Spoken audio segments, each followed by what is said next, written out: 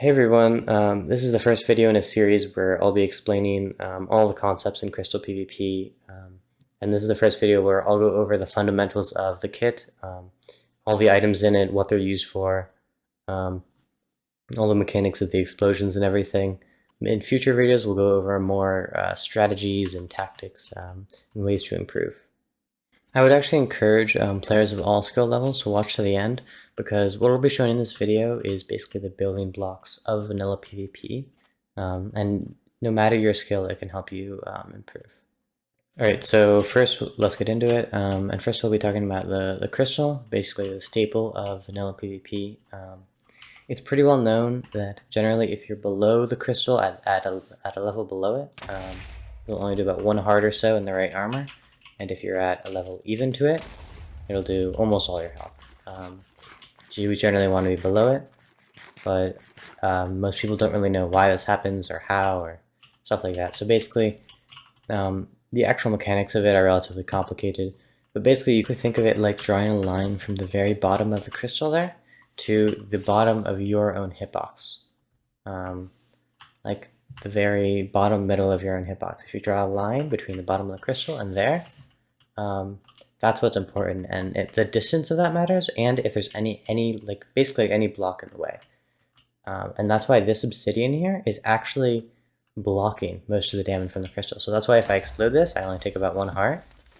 That's because just even this tiny bit of obsidian is blocking that line. And that's why if you're right above it, there's nothing blocking that line, so it'll just explode. But if there is a block between you and the crystal, it does almost no damage because there's a full block in the way. Now, as you could probably see, the hitbox of the crystal is a bit bigger than most people would expect. It goes way beyond the actual limits of the crystal. So basically, if you hit anywhere in this entire box, it explodes. Or if you hit it with a pearl, that's why sometimes it can be weird. You might catch pearls on crystals because the hitbox of the crystal is so big. Another interesting interaction with the pearl and the crystal is that the damage that you receive when you pearl into a crystal is based on where you threw the pearl, not where you landed, which is a bit counterintuitive. If I throw the pearl from back here, I take just half a heart. But if I throw the pearl at the same crystal from here, I take like 7 hearts. So I think it's a bug, but it basically, the damage of the crystal matters on where you throw the pearl and that relation to the crystal. Another mechanic with the pearl is that if you throw a pearl into the hitbox of a crystal, it'll blow up obviously, but if you actually are inside the hitbox when you throw the pearl, it just goes through. This also happens with crossbows. The arrows just go through the crystal. I use this sometimes on a ledge. If my opponent is on, somewhere over there, I'll try to surprise them by pearling through and try to hit crystal them. So generally, it's very commonly seen that if you're against someone, the most common tactic is to hit them with your sword that has knockback, and they'll get knocked up, and then you crystal, and then since they're on the same level of the crystal, they'll take much more damage than you.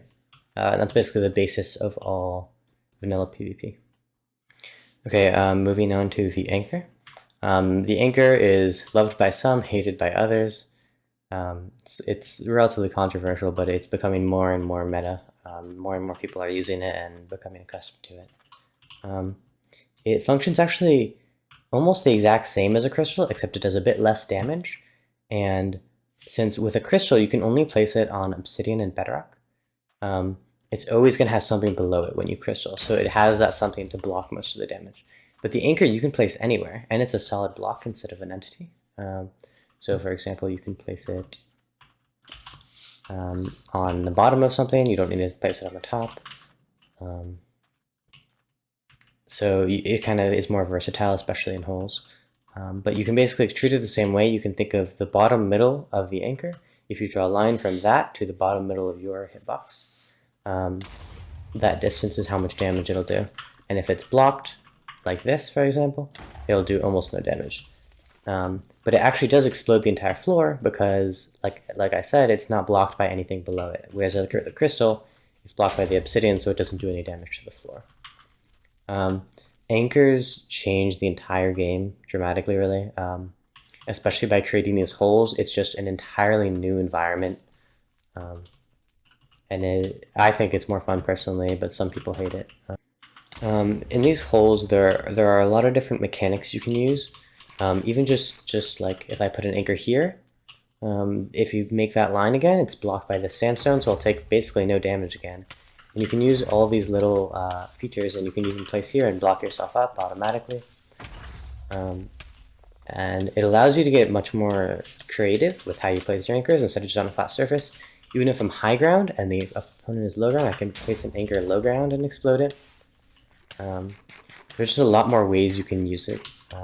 If someone, let's say, pickaxe down 2 blocks, you can place an anchor above their head, and that'll do some damage because it'll be right above them. There's nothing in between the anchor and the bottom of their hitbox.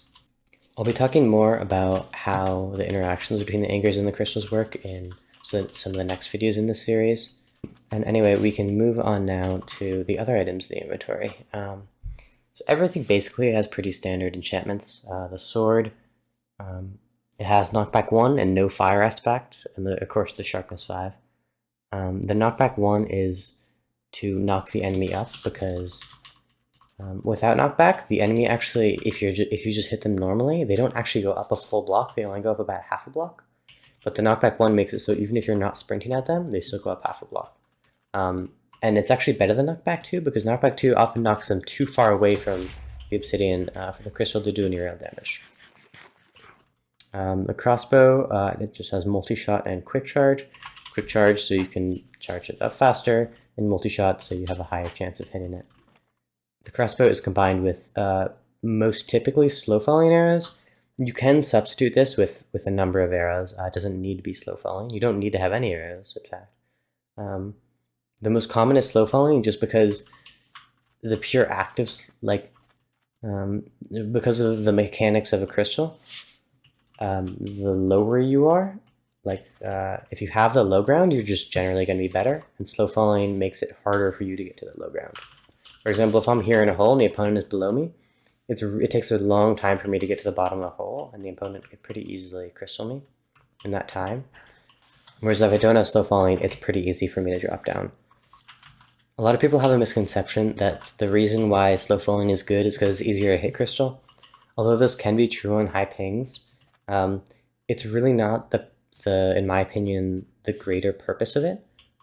Like at lower levels, sure, it can be easier to make it hit crystal, but I think in terms of ledges and most importantly holes, slow falling, it's a pretty massive factor, and I think a lot of people don't realize its importance in that regard. Moving on, I have a pickaxe in my kit personally. It can be useful in holes, and I think it's just generally a good thing to have. Not everyone has it, and you don't really need to have it. The armor, the boots, it's most common for the boots, the chest plate, and the helmet to have protection for. Protection for breaking 3 and mending. Well, the pants have blast protection for breaking 3 and mending. Most people think this is the most efficient or whatever. That actually isn't true. You can have blast protection on any of the 4 pieces and it'll still work fine. Pants are just kind of the standard. Feather Falling 4 is important on the boots because you take significantly less pearl damage. I only take half a heart there, where if I take my boots off, I take a full 1.5 hearts. So Feather Falling is important. Depth Stride is important in water. Aquafinity can be useful. Respiration can be useful. I mean, in vanilla, you're really going to have all these enchantments anyway, so you might as well just make the most of them. Moving on to probably the most important, or one of the most important parts of the kit is the totem. Without the totem, fights would be very, very fast. Basically, if you don't know, the totem is if you take damage that would kill you, it instead pops a totem and it disappears from your inventory. So that's why you'll see players with a lot of totems, because it's basically another life. Often, your amount of totems in your inventory is you're considered to be a weaker player or like reliant on totems if you have too many. I think this is personally just kind of stupid. If you die in most of your fights because you run out of totems, that is a sign that you need to add more totems. That's just basically how it works. That actually applies to anything. if you generally lose a fight because you run out of something, you need to add more of that. Like if you run out of crystals, you should add more crystals. If you run out of golden apples, you should add more golden apples. But yeah, it applies to everything. Totems are pretty simple. They're not too complicated. It's important to have one in your hotbar, so that if you're in cases of that you think you're about to be popped, then you can put one in your offhand and one in your main hand, so that basically, unless they can somehow triple pop you, you're pretty safe as long as you can put another one in quickly. In terms of actually putting your totems in, it's pretty important to be able to put them in directly from your inventory. It's a very big mistake to drag it or shift click it from your inventory. You want to have keybinds for everything, but you want to have a keybind especially to your offhand and your totem slot, so you can just press that keybind from your inventory and it'll automatically put it back. The more you practice this, the better you'll get at it. Up next is pearls. Pearls, you definitely need pearls in any kit. It's pretty much a staple.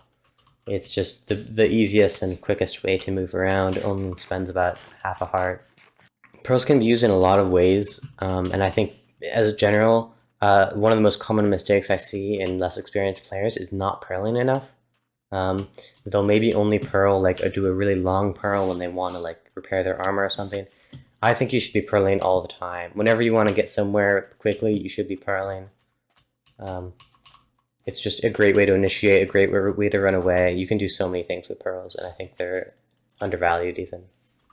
Next up is the golden apple. It's pretty simple. I mean, it's a food source and it regens your health. If you're low, just eat a couple golden apples. If you're hungry, eat a couple golden apples. There's not much to it. Some people, I just only bring one stack because I almost never use more than one stack. If you happen to use more than one stack, you can always add another one. And the last up is, for my kit, is experience. You'll notice explosions deal a lot of damage to your armor, and after you've been in a fight for a while, your armor will be pretty low. Experience, all your armor should have mending, and you just use experience to repair your armor. It's not that complicated. 3 stacks is generally enough for me. You can bring more in practice fights if you want. I think for the tier list, you have to bring 3. Some people have more or less pearls. I personally, I have more pearls than most, and actually I would have 2 more stacks than this normally. Because I just happen to use a lot of pearls. If you don't need as many pearls, you don't need to have as many pearls. Again, I want to emphasize that you don't have, I actually encourage you not to copy this kit. I encourage you to maybe use a similar kit and then adjust it over time according to what you need. If you have an extra something consistently, then maybe take that out. And if you find you keep running out of something, maybe add that. I find this is a general, maybe a couple more stacks of pearls. But this is, for me personally, this is a good balance of things. But pearls have an effect where if you pearl, for the next second or two, your opponent can't hit you, which means they can't do a knockback to you. And at the high level, this is used a lot to basically, it's almost a free second where you can hit them, but they can't hit you. So often you'll see me or other players just pearl straight down or pearl like very close to them to get that second of invulnerability, to get a 2-tap off. So you might have noticed that I don't have potions in my inventory. The most common potions are speed 2 and strength 2. I personally, I don't find much use in those potions. So it really depends on your playstyle. I'm not saying those potions are always bad. And a lot of, actually, I think a pretty decent amount of very high level players use potions. I just find in my playstyle, I never really get use out of them, and just a totem in their place is just much more useful to me.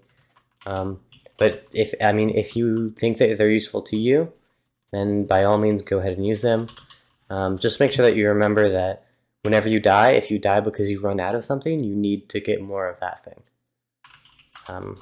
Or maybe you die because you got 2-tapped, you need to get better at like positioning and toteming. Another potion that I see a pretty surprising amount of beginner players use is fire resistance.